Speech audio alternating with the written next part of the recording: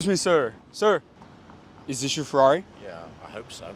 And what line of business are you in out here in Dubai? Not in the UAE, but in Europe, I'm in the cannabis industry. Cannabis? Yeah, cannabis, correct. Yeah, I was the world's first billionaire from medical marijuana from cannabis. Actually. Yes, actually. So you're a billionaire. Yes, I hope so, yeah. I go all over the world interviewing the most successful business owners, the richest people in the world. Could we get one quick minute with you real quick? Yeah, for sure.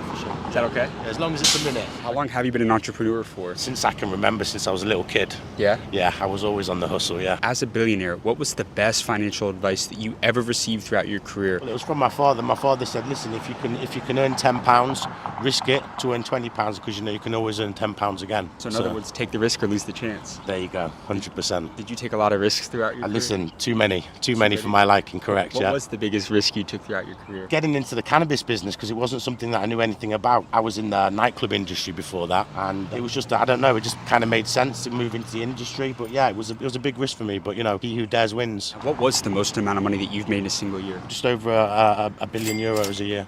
€1 billion. Yeah. Have you ever been broke before? Yeah, several times, yeah. Yeah? Several times, yeah. Not even too long ago, maybe 10 years ago, I was in Cyprus, there was a banking crisis, and I lost all my money in the banks there. What's a lesson about money that banks don't want people to know? That your money doesn't belong to you when you put it in the bank. Yeah? Yeah. Break that down. Well, it doesn't belong to you. When you put the money into their bank, you're investing in them, and they pay your money back as an interest. And did you go to college? And no, I was expelled from school when I was 13 years old. You never went back? Never went back, no. No, Yeah? never. But you ended up making more than 99.9% of business professors ever will. So what's a lesson about business you'd give to somebody that they will not learn in university? Give me a friend and I'll tell you who you are. Birds of a feather flock together. Break that one down for people out there. Just you are the company that you keep, so be careful of the company that you keep. You know, you can't fly like a swan when you're surrounded by turkeys. So in other words, the people you surround yourself with is extremely important. 100%, yes. Yeah. If you're around 5 drunks, you'll be the 6th drunk. If you're around 5 billionaires, you'll be the 6th billionaire. Right. Your company you keep is very important, yes. What do billionaires do differently from millionaires? What do you notice about yourself and the other billionaires? What do you guys do We don't differently? work for money, we work for success. It's not a monetary thing, it's a success thing. We work for success, not the money. Right. If you lost everything tomorrow, could you make it all back? 100%. You could strip me naked, leave me in Mongolia, I'd drive back in a 5 Series BM. As a billionaire, what's your best negotiation advice for anybody in business? Don't negotiate.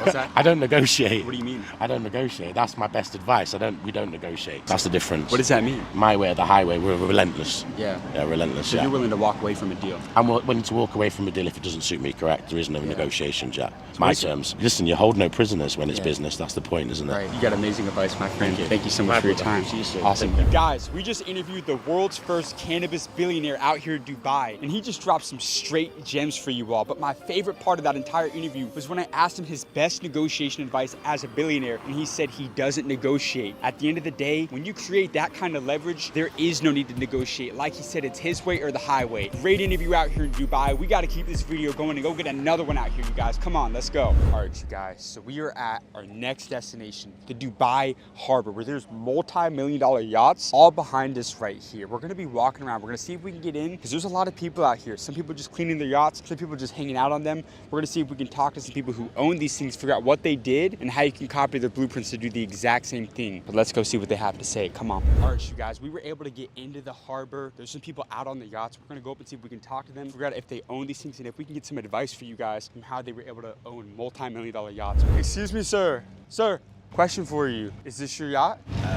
Yeah, And what line of business are you in out here in the UAE? I have multiple businesses. Multiple companies? How many? 8, You own 8 businesses? How long have you been an entrepreneur for? 22 years now. 22 years? Yeah. And I go all over. What's that? Started early, You started early. How old are you now? 20, Yeah. 40, What was the most amount of money that you've made in a single year? 69. 69 million? And could we interview you real quick? Yeah, come on. Awesome. On the yacht? Yeah, please, but take the shoes off. All right, man. How did you scale from a $10 million business to a $69 million company? How did you go from 7 to 8 figures? So it was 2020. We had COVID. You know, I'm coming from a family of healthcare workers. My mom and father are doctors. And COVID hit in Germany. Our whole business crashed. So we pivoted to medical supplies. We had 10 years of operational knowledge in China. So we imported a lot of products, masks, healthcare kits for doctors, nurses, and hospitals. And we scaled to 69 million over a year. So we 5x. So the business before. So COVID destroyed most people's businesses, but We had to pivot. You know, our business plummeted. Nobody was buying promotional products. All the exhibitions were closed, so we had to find a way. So we had to adapt it. We went to direct sales. We called all the hospitals. They were happy that we could actually provide products. So this is how we grow the business. And since then, our core business, promotional products, has been 2x to $35 million now. were you a good salesman? I think I'm a natural-born seller. I started selling insurance when I was 16, Yeah. and then I, worked as a bartender through my university and started a business. I never worked for someone else beside the bar business for working for $5 an hour. Selling is key. Scaling was key before, selling is key today, and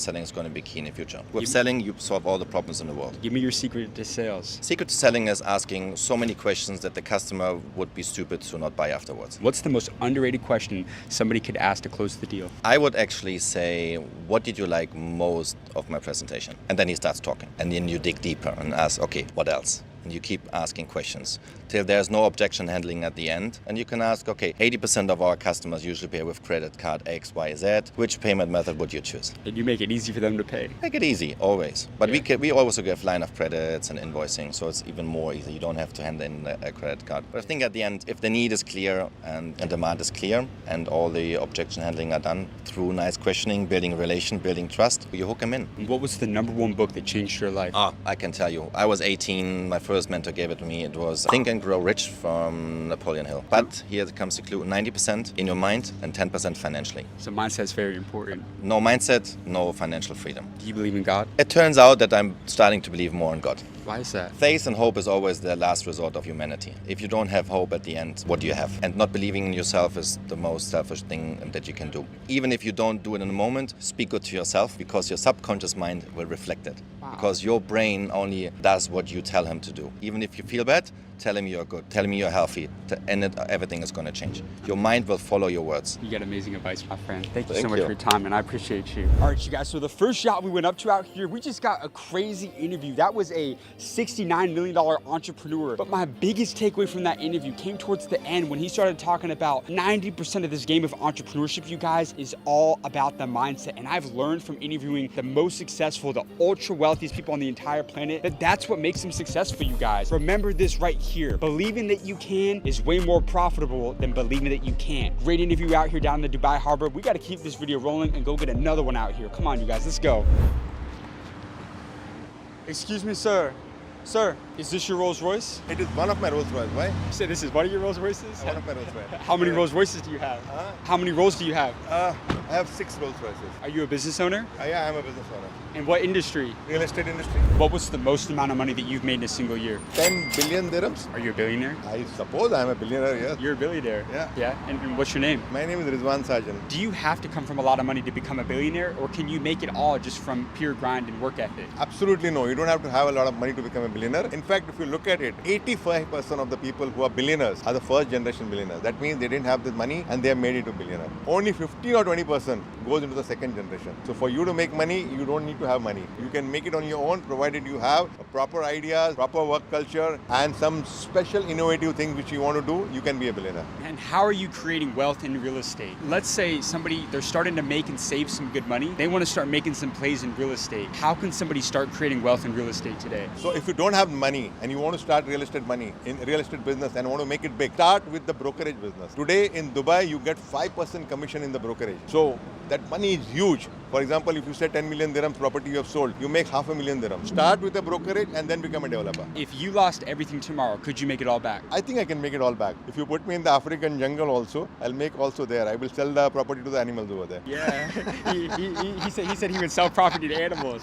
I love that. So you're a good salesman then. I think I'm a very, very good salesman. Why do a lot of people struggle with sales in today's world? I think they need to understand salesmanship is a quality. It's not that everybody can become a salesperson. It's an inborn quality. Either you are a good salesman or you're not a good salesman. I see a lot of my sales staff struggle when they pitch to the customer. I know that they're not pitching correctly. This is not the way. First of all, to become a good salesman, you need to understand what is the customer's requirement. Properly listen to him, what money he has. He wants to buy a luxury or he wants to buy an affordable. If he wants to buy a luxury, offer him a good luxury project. Take him to the proper place. Explain him the benefits of this. What is the ROI he will get? How much fast he can make his money? How much fast he can double his money? Understand, make him proper. He will buy from you. That was a sales masterclass. Absolutely. But you also got to know how to sell yourself as well, because a lot of people, they say people buy from people they like. People buy only from people they like. 100% I agree to this. Who do people buy from? People who are able to explain what exactly the buyer wants. If you are going to pitch something which buyer doesn't want and you tell him, no, buy this, and he wants to buy that, he'll never buy from you.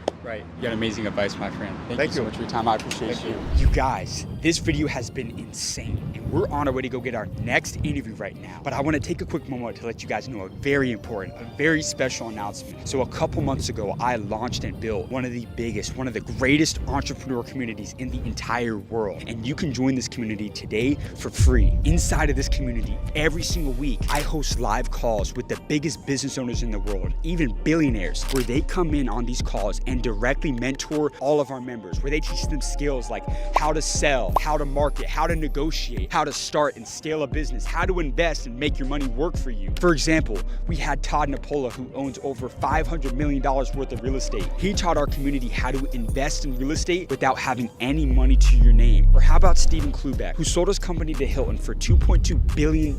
He taught our community how to sell and how to negotiate like a billionaire. You guys, the only shortcut to success in today's world isn't having rich parents, it isn't luck, it isn't even hard work. It's mentorship. It's finding the people that are in the exact same places that you want to be and learning everything you possibly can from them. So once again, if you want to join the community today for free, all you have to do is go down to the link in the description of this video and join the School of Mentors. I can't wait to see you on the inside of the community. It's going to be incredible. But with that being said, let's get back to the video. Who am I here with today? Mohammed Bingati, And for those that don't know, what industry did you decide to pursue a career in? real estate. How long have you been in the business for? 16 years, 17. And what are you doing in real estate? Property developer. We're the guys behind the first Bugatti residences in the world, the first Mercedes-Benz residences in the world, and the first Jacob & Co residences in the world. What was the most amount of money that you've made in a single year? I would say almost $5 billion. $5 billion.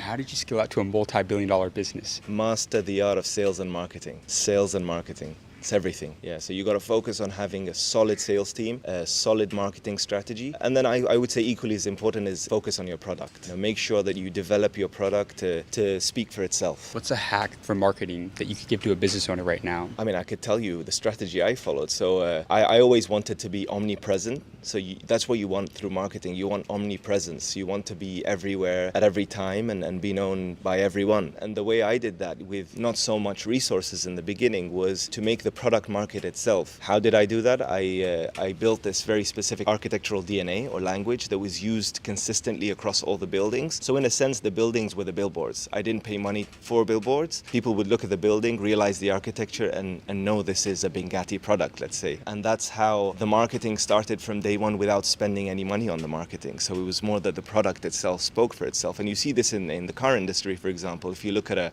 Bugatti, you can tell it's a Bugatti without being told it's a Bugatti. So that was sort of the strategy that I followed, the product market itself. And then obviously you develop other strategies, you build a team. I'm very big on digital marketing personally. I believe it's the best marketing strategy that exists right now. Yeah. So I'm not so big on traditional techniques. You brought up how you've been in the business for 16, 17 years. A lot of entrepreneurs, they get shiny object syndrome. They want to diversify, jump from industry to industry. How important was it for you learning how to focus on one thing and stay in that game? It was indispensable. I think it was the most valuable lesson I learned, to focus on one core and expand in that. I mean, in my opinion, that's how a lot of wealthy people make their wealth. I think one of the mistakes I made was diversifying into different sectors and not focusing on one core. Because I think you can diversify within the core itself. To give you an example, you could do luxury real estate, you could do mid-market real estate, you could do lower-end real estate. You could do so many different product lines within the same core and achieve scale, let's say, in your business. So that's the lesson I learned. So in other words, vertical integration. Absolutely, vertical integration. Once upon a time, I did real estate, I did restaurants, I did a juice factory, I did so many different businesses, and then I learned that focusing on one and scaling that into a monster was the way that worked for me. Do you believe in God? Of course. How important has faith been for you throughout your career? Everything. Everything.